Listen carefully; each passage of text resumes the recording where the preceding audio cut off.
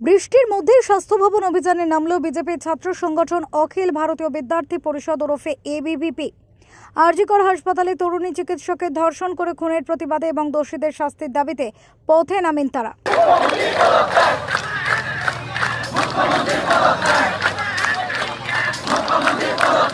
CGO কমপ্লেক্সের কাছে সামনে বিক্ষোভকারীদের পথ আটকায় পুলিশ। এবিভিপি কর্মী সমর্থকদের সাথে শুরু হয় পুলিশের ধাক্কাধাক্কি। পুলিশের তরফে পরিষ্কার জানানো হয় স্বাস্থ্য ভবনে তাদের যেতে দেওয়া হবে না।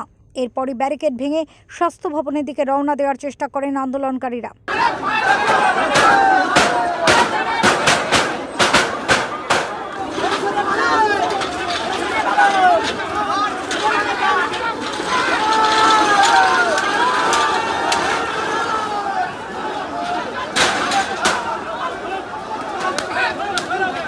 বিক্ষোভকারীদের আটকাতে পুলিশের বিরুদ্ধে লাঠি পেটা করার অভিযোগ উঠেছে।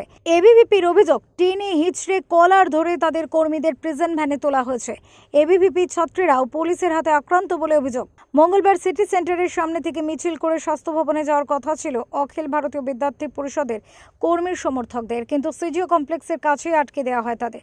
এরপরই ধুন্ধুমার কাণ্ড বেঁধে যায়। একাধিক ছাত্রছাত্রীকে পুলিশ আটক করেছে। সল্টলেক থেকে মানুষ চৌধুরীর রিপোর্ট, ওঙ্কার বাংলা।